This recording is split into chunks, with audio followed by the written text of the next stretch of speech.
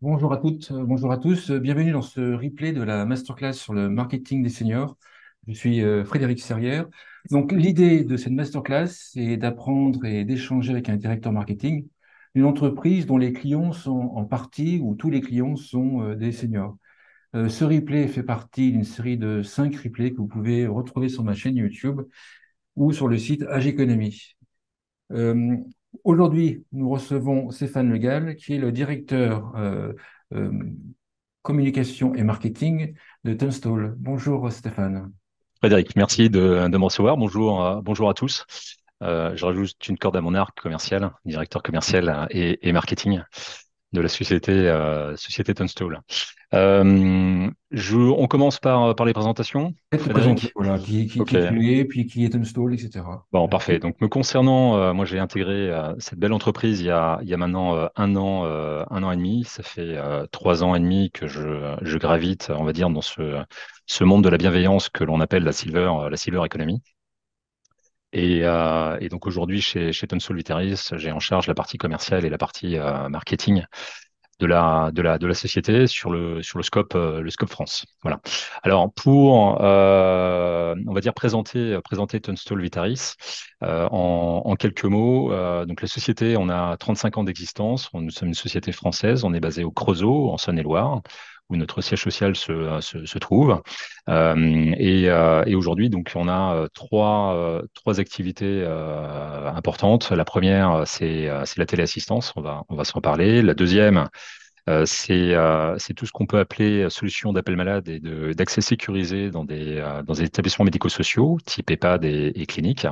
Et puis, on a un scope aussi, un pilier sur la partie santé connectée, donc remontée de data, analyse effectivement de certaines données pour pouvoir intervenir, le cas échéant, si c'est nécessaire par le corps médical.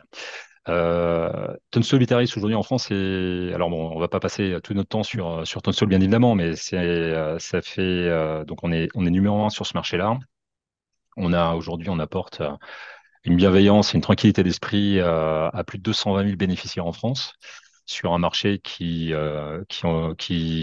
comporte entre 650 et 680 000 personnes aujourd'hui en France, donc ça fait un tiers du marché. Et notre mission aujourd'hui, si je prends la partie téléassistance, c'est de pouvoir accompagner pendant toute la durée,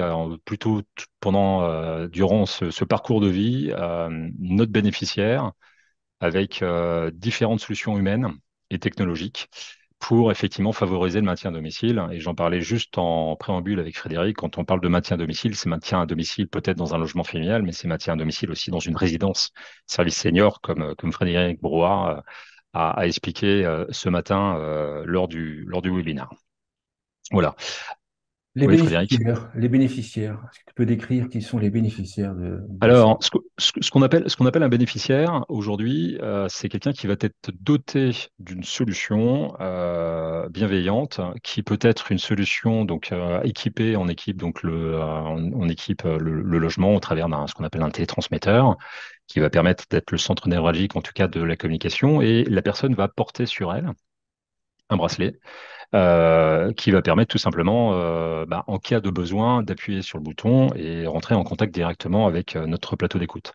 Donc là, on est sur le premier niveau, on va dire, de la téléassistance à domicile. Si la personne est sujette, on va dire, au sujet à des chutes, on a des dispositifs qui sont plus adaptés avec des détections automatiques de chutes lourdes. On peut même aller jusqu'à équiper le logement, hein, et non pas la personne, avec des capteurs qui permettent d'avoir un meilleur taux de détection de chute, hein. Je le rappelle, par contre, le taux de détection de chute à 100% n'existe pas, mais ça, c'est un autre sujet. Et puis, bien évidemment, la vie en sécurité chez soi, il faut qu'elle soit aussi à l'extérieur. Parce que avant de rentrer dans une phase un petit peu sédentaire, on marche, on va se promener, on va à la pharmacie, on va en forêt. Et on a des dispositifs de solutions qu'on appelle nomades, de montres, tout simplement connectées, carte SIM, et en cas de besoin, j'appuie sur la montre et je rentre en contact avec mon chargé d'écoute et mon ange gardien qui va pouvoir me géolocaliser et faire intervenir les services d'urgence, le cas échéant. Voilà. Mais sur la partie bénéficiaire, pour apporter un complément d'information, sur le marché de la téléassistance aujourd'hui, pour vous donner quand même une petite idée, l'âge médian de quelqu'un qui se dote pour la première fois d'un système de téléassistance, c'est 83 ans. Donc on est quand même sur un âge aujourd'hui avancé. C'est un âge qui tend effectivement à baisser, et ça on va en parler parce que les nouvelles générations, on va dire de seniors, avec une appétence et avec une sensibilité à la prévention, vont permettre aujourd'hui de nous aider finalement à développer cette activité-là. Mais voilà, et la durée aujourd'hui de quelqu'un qui possède un système de téléassistance, on va arrondir entre 36 et 40 mois. Voilà. Donc c'est des choses qui sont importantes. Donc le bénéficiaire, bien évidemment, c'est la personne qui va aujourd'hui profiter de ce service, mais c'est pas la seule personne à profiter de ce service-là.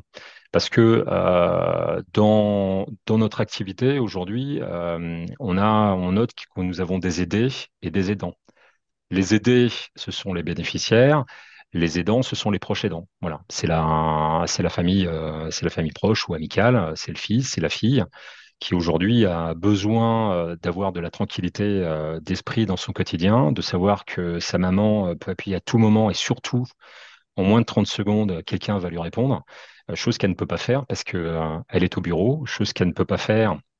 Elle ne peut pas se rendre à domicile parce que une étude a montré que la majorité des aidants entre les enfants et le parent concerné, il y avait un moyenne, je crois que c'était 226 kilomètres précisément qui était annoncé, donc c'est quand même colossal. Donc c'est ça la téléassistance aujourd'hui, c'est apporter aujourd'hui, je martèle le terme, c'est normal, de la tranquillité d'esprit, de la bienveillance, avant même qu'on se dise j'ai chuté et aidez-moi s'il vous plaît. C'est voilà, on est dans une phase d'accompagnement. Encore une fois, je fais du teasing pour ceux qui n'y étaient pas, mais je vous invite à revisualiser en tout cas les mots de Frédéric ou la présentation de Frédéric ce matin. Mais il y a cette notion de lien social aujourd'hui qui est extrêmement important et que je mets bien au-delà aujourd'hui d'une problématique de chute, qui est une situation, hein, mais encore une fois, pour, on va dire, apporter une image qu'on pourrait avoir très orientée sur le côté incident. La téléassistance, en tout cas chez Tunstall Vitaris, c'est une gestion de 3 millions d'appels par an. 2 millions d'appels rentrants, 1 million sortants. Les 2 millions d'appels rentrants, on a clairement moins de 10% de ces appels-là qui concernent vraiment des situations, on va dire, à plus qu'à risque et qui pourraient nécessiter un déclenchement de services d'urgence, chose que l'on fait. Et les 1 million sortants sont essentiellement faits pour être proches de nos bénéficiaires, les écouter, leur faire passer un bon petit moment, peut-être entendre des signaux faibles. Et dans ces cas-là, nos équipes sont formées pour orienter la personne vers notre cellule psychologique pour avoir un accompagnement. Mais on le dit souvent, la téléassistance, c'est des solutions humaines avant qu'elles soient technologiques. Voilà. Qu'est-ce qui fait qu'une personne s'équipe? Et pourquoi elle s'équipe à ces âges avancés? Alors, il y a quelques années, on était vraiment en mode réactif. C'est-à-dire que ma maman chutait, mon papa chutait, et j'essayais de trouver une solution de téléassistance parce que il y a un incident qui s'était déjà produit. Aujourd'hui, c'est pas tellement, c'est plus tellement le cas, et j'en suis ravi parce que au travers de nos communications aujourd'hui, on parle énormément de prévention et non pas de réactif. Parce que j'ai envie de dire, même si quand un incident arrive, on sait très bien le gérer, ceci étant, on est ravi que nos bénéficiaires se portent bien et ne nous appellent pas parce ils ont chuté. Dans les dernières études que l'on a faites en interne, plus de 60%, 61% aujourd'hui des souscriptions se font en mode préventif. Voilà. Les parents, les enfants nous appellent en nous disant, voilà, ma maman est seule. Alors c'est là où bien souvent le déclenchement, on le trouve là et ça rejoint un petit peu cette situation, on va dire conjugale qui a été exprimée ce matin. Il faut savoir que parmi les plus de 85 ans, il y a quasiment 3 personnes sur 5 qui sont seules. Seules parce que divorcées, seules parce que veuf ou veuve. Et c'est quand on est seul qu'on est vulnérable. Et en règle générale, c'est souvent là qui a ce moment de déclenchement où tant qu'il y a un conjoint, la famille se sent finalement un petit peu en sécurité parce qu'il y a quelqu'un à côté de l'autre et inversement. Et le jour où la personne se trouve seule, c'est là où vraiment la question se pose et c'est là où on rentre dans la prévention et les enfants souscrivent un contrat avant qu'on arrive effectivement sur une chute que je rappelle est extrêmement traumatisante parce que là, c'est vraiment un pas encore plus en avance sur la perte d'autonomie. Une question pour provoquer. Qu'est-ce qui fait que Tunstall est numéro un dans la téléassistance? Oh non, tu me provoques pas. Tu me provoques pas. Je pense que alors déjà ça fait 35 ans qu'on est sur ce marché-là, donc on va dire un petit peu d'expérience pour ne pas dire autre chose. Euh, on a une attention toute particulière sur le côté normes, labels, etc., qui nous assure aujourd'hui une qualité de service. En tout cas, même ne serait-ce, on travaille aujourd'hui avec le marché public et c'est clair que aujourd'hui, en prétendant à ces normes, c'est un vrai plus. Et puis, je crois que aussi, et ça, c'est extrêmement important, c'est que la meilleure communication aujourd'hui, c'est de bouche à oreille. C'est-à-dire que dans un service que l'on donne aujourd'hui, c'est quand on entend parler effectivement que le service est de qualité, que la réponse se fait rapidement, que la prise en charge est humaine. C'est clair que ça a de la répercussion et ça sonne dans la tête des gens. Donc voilà, alors maintenant, clairement, comme je le dis un petit peu à chaque fois, c'est numéro un jour. Un jour ne veut pas dire numéro un toujours. En tout cas, ça fait depuis un certain nombre d'années que nous le sommes et on souhaite le continuer, mais on préférerait aujourd'hui plus avoir une image. Comment dire, non pas en termes de part de marché, mais de leader donnant aujourd'hui voilà, un input sur une autre image, une autre idée de la téléassistance, clairement. On parle de moins en moins de produits. D'ailleurs, c'est à bannir chez nous, hein. Il n'y a pas de produits chez nous. Il n'y a que des solutions et il y a des services. Voilà. Et c'est ce qui fait la grosse différence aujourd'hui, c'est cet ange gardien qui est au bout du téléphone, qui est formé, qui est accompagné pour être le plus proche de notre bénéficiaire. Voilà. Mais à côté de ça, en toute objectivité, j'ai plein de confrères qui travaillent aussi très très bien sur le marché là. Alors avant de parler de marketing et puis d'innovation, on va parler de plein de sujets. Pour également comprendre, est-ce que tu peux expliquer comment la téléassistance est diffusée ou distribuée, ça dépend le terme qu'on emploie, en direct, Alors, B2C, oui, alors B2B, etc. le marché de la téléassistance déjà est coupé en deux, Mm. ne serait-ce entre le privé et le public. 60% de la téléassistance est sur du marché privé, 40% c'est du marché public. Voilà. Sur le marché public, là, ce sont des appels d'offres qui sortent à différents timings. Et donc, quand on remporte un marché, en tout cas, nous sommes prestataires du département et c'est nous qui assurons la téléassistance du département. Donc ça, c'est la partie publique. Maintenant, sur la partie privée, là, c'est un petit peu différent parce qu'en fait, on se repose aujourd'hui sur un réseau de prescripteurs de services, d'agences de services à la personne ou de distributeurs matériel médical pour une raison très simple, c'est que leurs clients sont soit les nôtres, soit pourraient être les nôtres. Donc, ces gens-là sont au quotidien auprès de ces personnes qui sont en attente et en demande de ce service. Donc, je veux dire, le canal aujourd'hui le plus naturel d'aller vers ces personnes-là pour effectivement les accompagner dans la prescription de notre système de téléassistance parce que eux sont vraiment très, très axés sur le maintien à domicile. Donc là, c'est sur la partie prescription. On Et- a oui, pardon. on a un autre canal, là c'est plutôt du direct, c'est avec les résidences, services, seniors, où là on peut passer des accords directement avec des groupes de résidences, et c'est la résidence qui va gérer en son nom les abonnements de téléassistance auprès de leurs résidents. Et puis il y a une autre verticale, c'est tout simplement notre site internet, puisque la marque grand public de Tone Solitaire s'appelle Libre Alert. ou sur notre site internet, vous avez toutes les informations, en tout cas, de toutes les solutions que nous proposons pour répondre à des demandes bien spécifiques et où on peut effectivement on peut contractualiser directement avec le consommateur final. Sachant que dans tout ce que je vous dis là, la majorité des cas, Tunstall Vitaris contractualise directement avec le bénéficiaire. Sur le site internet, c'est pas les clients, c'est pas les personnes de plus de 80 ans qui Non, commandent sur internet, c'est les enfants, j'imagine. c'est tout à fait, c'est les enfants. La rares aujourd'hui sont effectivement rares est le bénéficiaire qui lui-même souscrit pour lui. Voilà.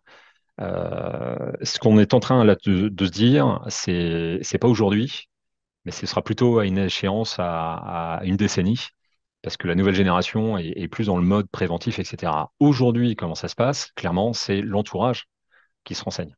C'est l'entourage qui va effectivement se renseigner. Et on note d'ailleurs que on n'est pas aujourd'hui dans une démarche comme on peut l'être nous aujourd'hui quand on achète quelque chose à faire des multitudes de comparaisons de prix, etc.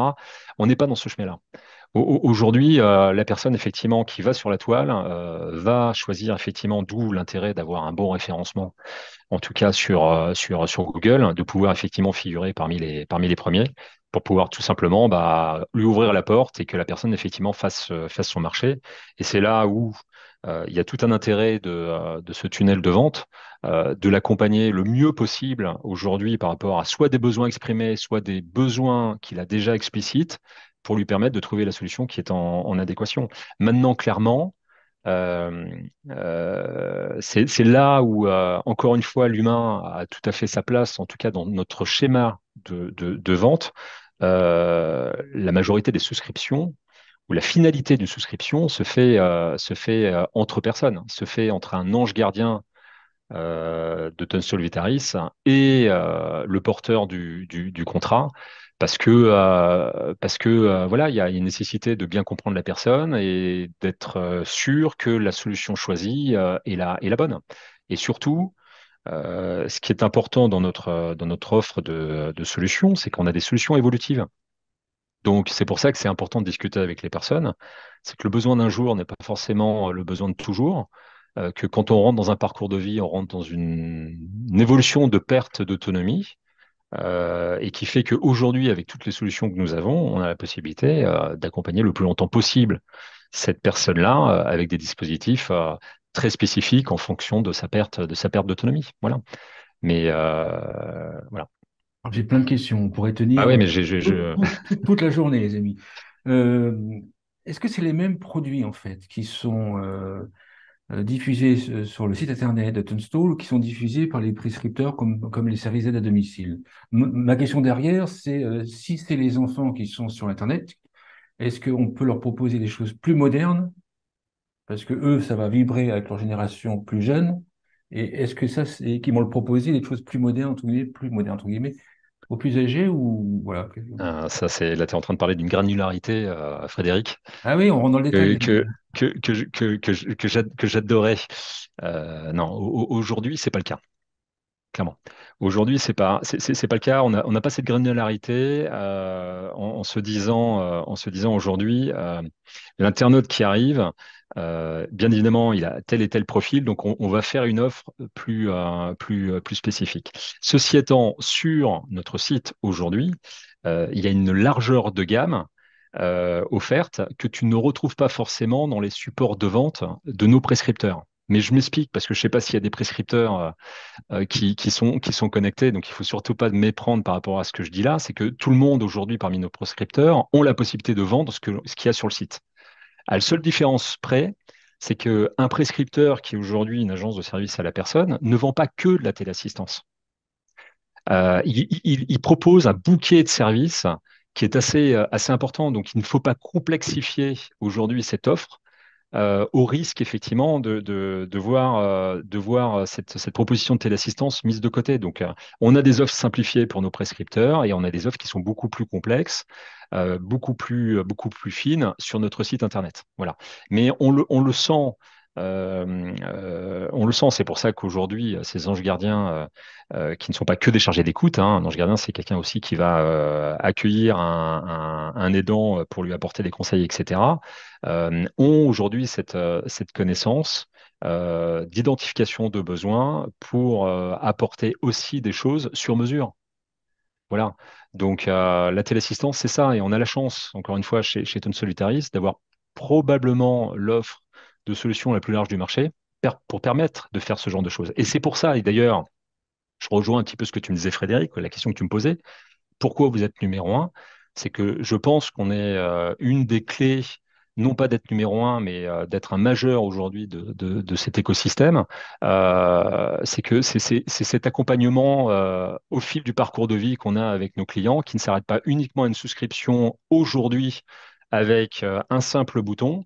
Parce que voilà, l'histoire est belle. Notre doyenne a 106 ans, par exemple. Voilà. Donc, c'est des gens qu'on accompagne depuis de nombreuses années. Donc, voilà, je pense que c'est le fer de lance aujourd'hui, c'est de jamais perdre le contact avec notre bénéficiaire. Voilà, il ne faut pas attendre aujourd'hui qu'il appuie sur le bouton pour nous appeler.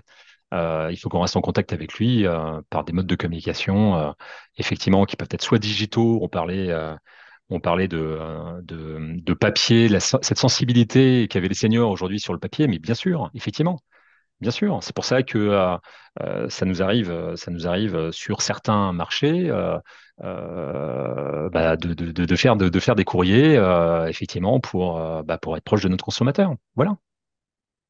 Pour ceux qui écoutent et qui voudraient commercialiser leurs produits ou proposer leurs services via les services d'aide à domicile, euh, quels sont les conseils en fait que tu pourrais donner en fait? Euh, Autrement, ou alors Bah autrement, déjà, oui, pardon. déjà, je Oui, vais je vais le formuler différemment, mais en espérant ne pas déclencher un tsunami. C'est que si c'est quelque chose qui peut être en lien avec la téléassistance avant d'aller voir les services à la personne, bah, appelez-moi peut-être. d'accord. Donc voilà. Donc Pour c'est que un la premier. solution, pour que la solution soit intégrée et que Oui, personne ne le propose avec la force de frappe, c'est ça. ouais, pourquoi je dis ça, c'est que le monde de la téléassistance est un monde d'interopérabilité. C'est-à-dire que aujourd'hui, si les produits, les solutions, je reformule, hein, les solutions ne communiquent pas entre elles, c'est très compliqué d'arriver avec une solution isolée de cette manière-là, parce que la téléassistance apporte un service d'écoute avec on va dire, c'est un métier, et en plus, on y ajoute des solutions. Donc ça, c'est le premier point. Ça ne veut pas dire non plus que là, c'est pour juste calmer peut-être l'ardeur de certains que en un claquement de doigts, tout va se faire en très peu de temps, parce que vous doutez bien qu'on est pas mal sollicité. Mais quoi qu'il en soit, c'est des choses sur lesquelles on est très, très à l'écoute. C'est pour ça qu'on fait beaucoup de salons. Ça, c'est le premier point. La deuxième chose, je pense que pour ceux qui veulent se lancer effectivement sur le marché du service à la personne, et encore, est-ce que c'est réellement que le service à la personne? Ah, proposer un service via les Ouais, services. J'ai un service, un produit Silverico et je ouais. veux qu'il soit distribué par les services d'aide à domicile. Bah, je pense qu'avant tout, c'est peut-être se rapprocher, avant même de proposer un service, et comprendre le fonctionnement aujourd'hui d'une agence, du service à la personne. C'est qui fait quoi, voilà, et qu'est-ce qu'il propose pour pouvoir s'intercaler correctement dans un plan de charge qui est déjà très, très soutenu, pour pouvoir proposer le service. Je pense que arriver avec un menu sous le bras, comme on peut voir au restaurant, et se dire bah, choisissez, vous allez voir, ça va être super. Non, c'est pas ça. Chaque agence, ou plutôt chaque groupe, a des organisations différentes et des intérêts différents. Donc c'est voilà. Donc il y a pas il y a pas de réponse, il n'y a pas de résultat miracle. Je vais prendre l'exemple parce que j'ai fait ça dans le passé. J'ai travaillé un petit peu dans l'automobile. Donc là, on va parler très, on va dire technique de vente. Le commercial automobile un plan, un scénario de vente, de visiter la voiture dans un sens, arriver au bureau, il va présenter les options, il va présenter l'assurance, ainsi de suite, etc. Quand vous arrivez sur ce marché-là, et c'est pour répondre à ta question, si vous avez quelque chose à proposer en tant que prestataire extérieur, mais apprenez et comprenez le mode de fonctionnement parce que il faut que ça lui prenne le moins de temps possible et puis que ça lui rapporte entre guillemets le plus possible. Alors bien évidemment, attention, tout est relatif, mais c'est ça qui est important. Je pense qu'il faut apprendre à découvrir et à bien comprendre le fonctionnement de son client ou de son prospect et après effectivement arriver avec la solution. C'est au même titre qu'aujourd'hui sur une notion de besoin.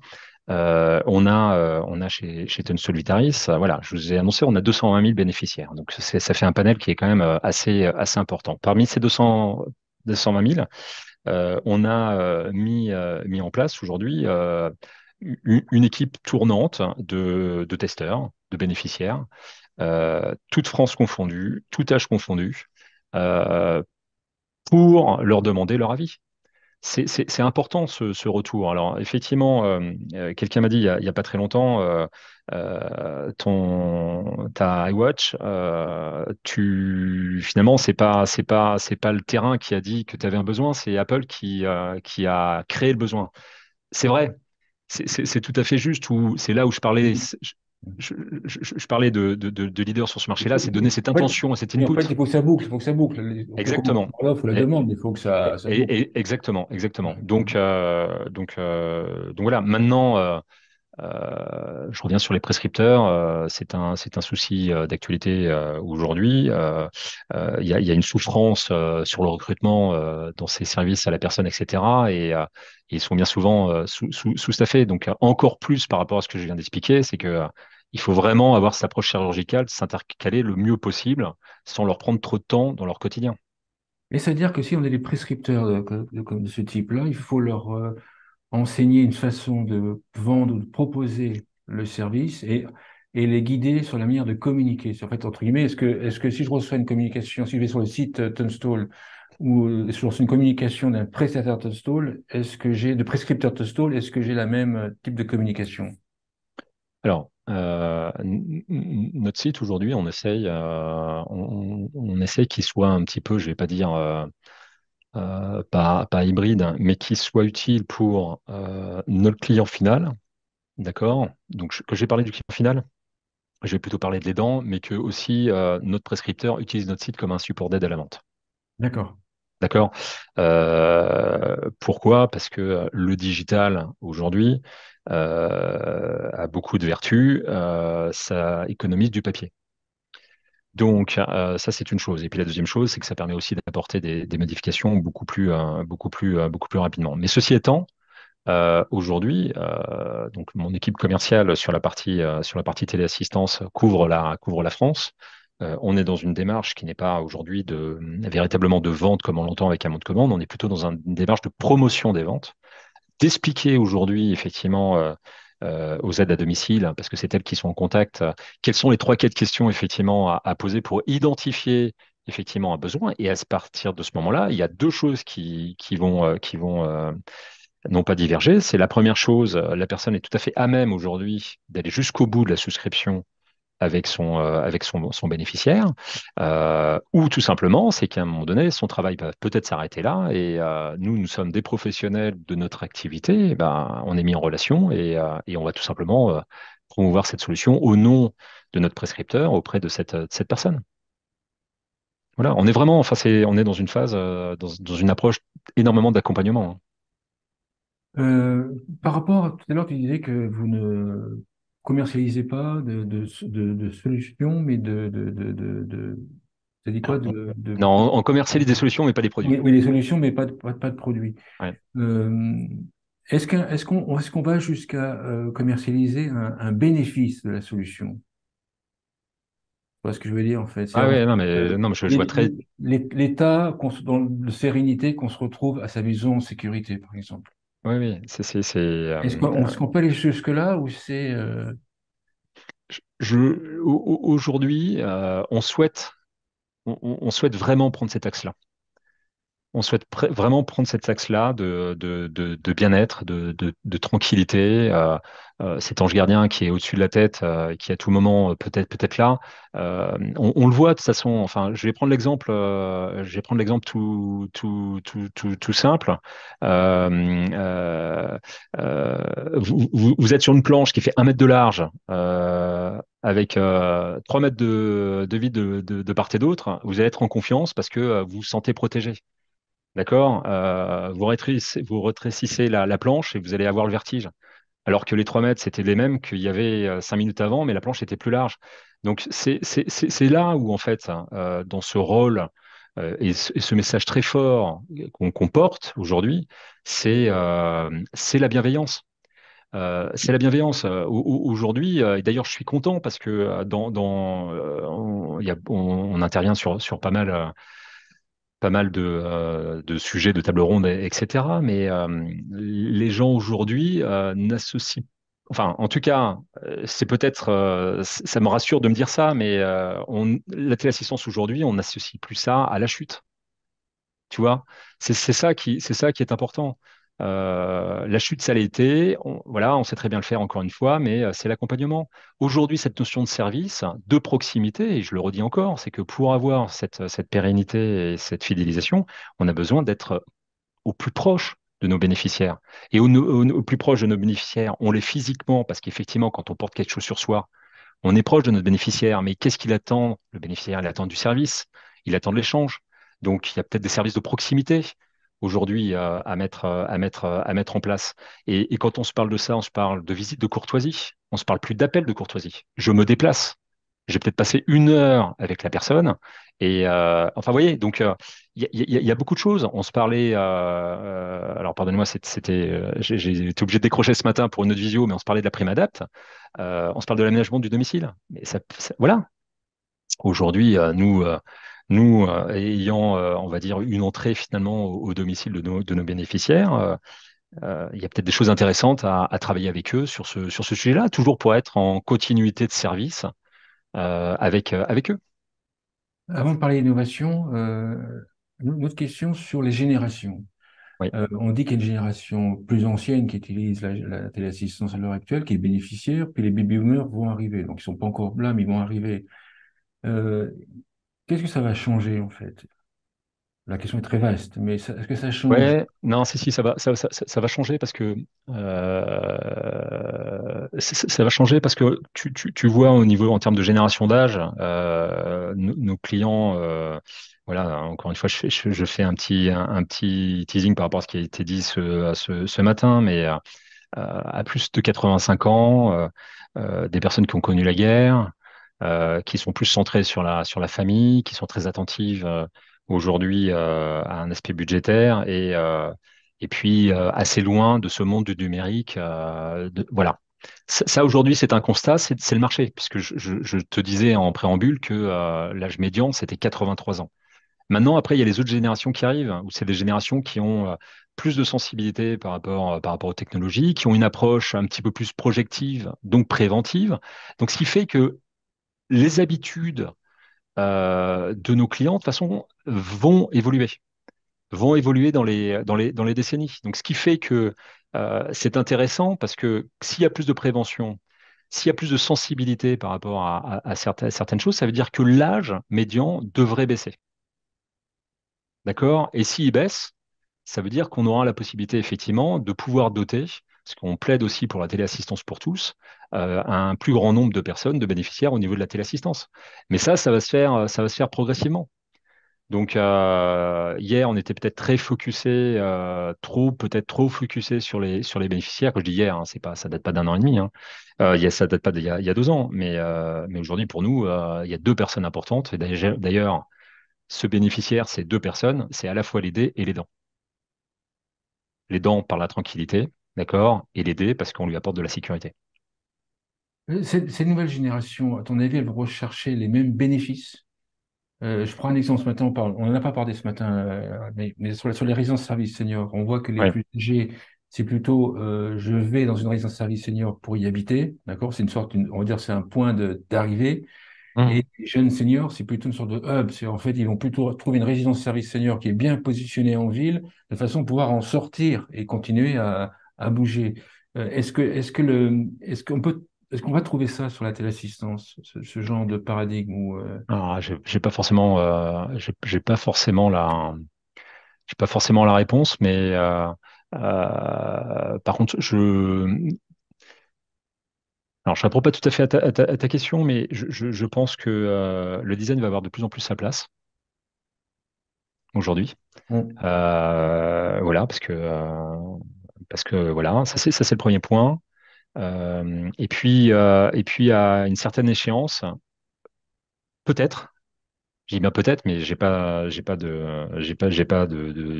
suis pas un visionnaire. Peut-être que aujourd'hui, j'ai des solutions parce que nous sommes constructeurs hein, de matériel. Peut-être qu'il y aura plus de matériel. Peut-être que notre valeur ajoutée qu'on sait très bien faire, c'est le plateau d'écoute, et que notre plateau d'écoute, on va le mettre au service de solutions qui existent aujourd'hui sur le marché, sans demander à la personne de porter une deuxième montre, sans la personne de porter un énième accessoire ou de changer son domicile, parce que finalement, elle sera déjà équipée, totalement connectée, et on viendra juste plugger aujourd'hui notre assistance sur la partie chargée d'écoute. Mais, mais de toute façon, oui, la clientèle va changer, va évoluer. Par contre, juste une chose, parce qu'on parle de la transition démographique, les baby boomers, etc.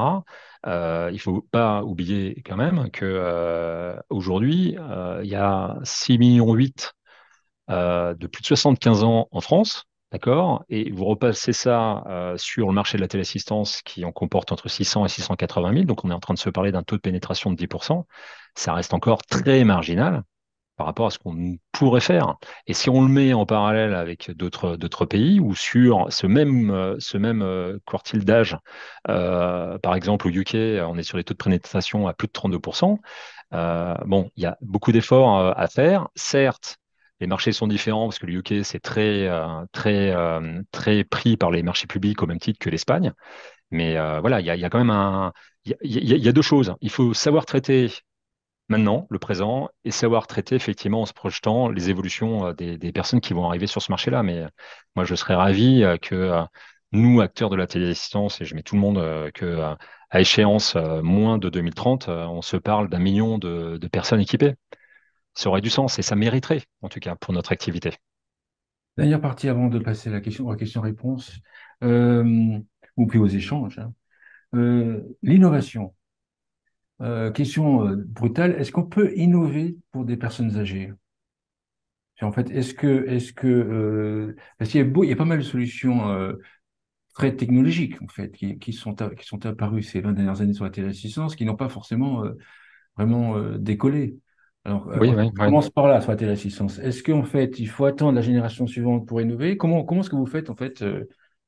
Moi, je viens vous voir avec une innovation, c'est la même question. Je viens vous voir. Est-ce que vous me dites voilà, c'est trop tôt pour cette génération, il faut tester, comment Non, mais ça rejoint un petit peu le fameux lab qu'on a en interne. Bon, je pense que déjà le premier postulat aujourd'hui, c'est que la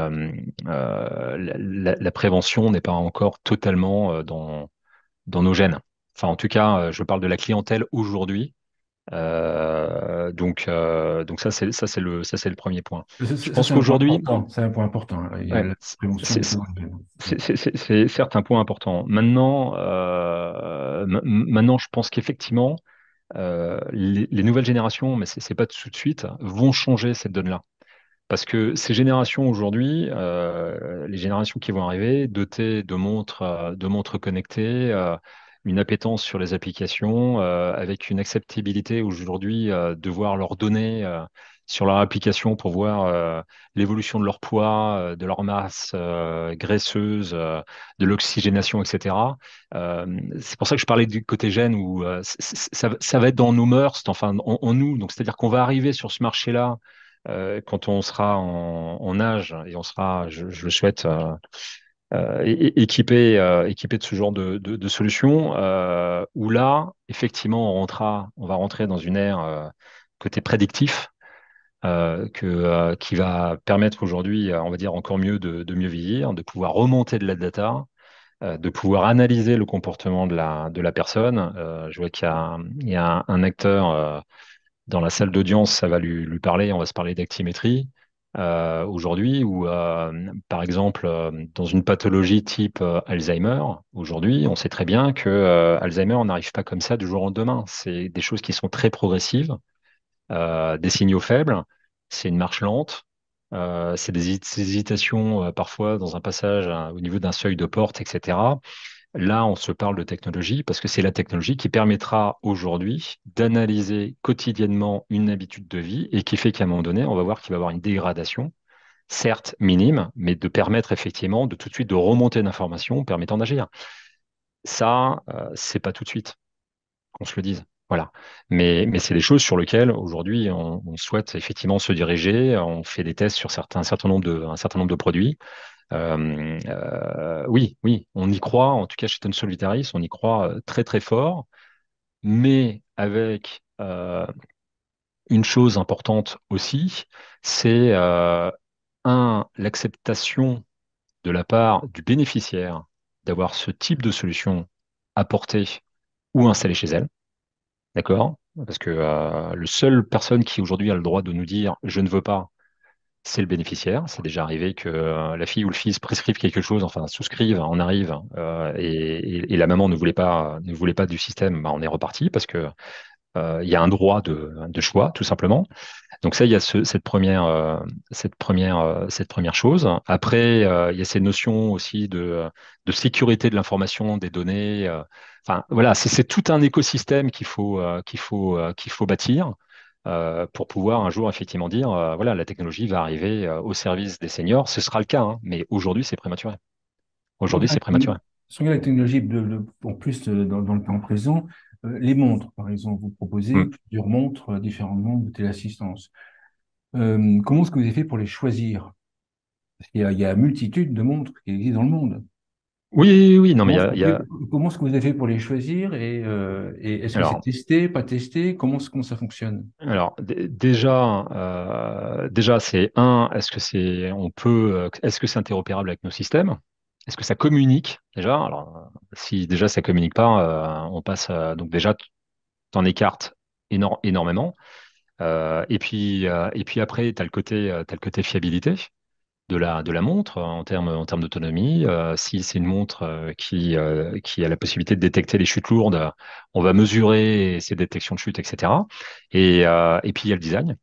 Donc c'est un ensemble de choses qui fait qu'à un moment donné, et le prix, bien évidemment, qui fait que bah, une fois que tu as fait ces analyses, que tu as mis des cotations sur chacun des items que je viens de te noter, et ben automatiquement, tu as t'as des produits qui ressortent. Et puis après, tu as la dernière phase, qui est la phase très consommateur, où si vous aviez le choix, laquelle vous choisiriez entre la A, la B, la C et la D. Et là, tu as une remontée, un retour d'expérience client qui te permet après de cibler et de choisir effectivement le produit. La seule complexité qu'on puisse avoir, parce que nous appartenons aujourd'hui à un groupe anglais avec un rayonnement mondial, etc. C'est que on est sur une approche plutôt on va dire, d'harmonisation de gamme, etc. Et que la couleur rouge en Espagne ne plaira pas forcément en France. Donc, des fois, il y a des petits ajustements qui sont à faire. Un point que vous voulez rajouter avant qu'on conclue et qu'on passe aux questions, échanges. Non, non, non, j'ai rien.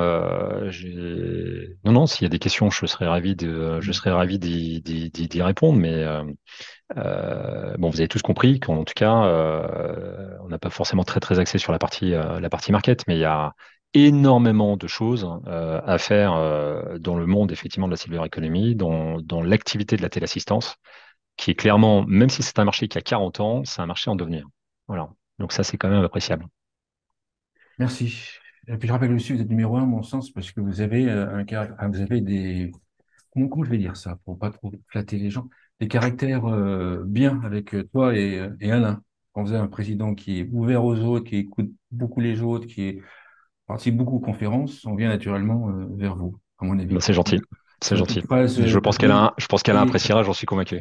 qui est vraie. Merci Stéphane. Stéphane Lequel, je rappelle que tu es directeur commercial et marketing de Tunstall. Merci beaucoup. Tunstall Guitariste, merci beaucoup. Merci Frédéric.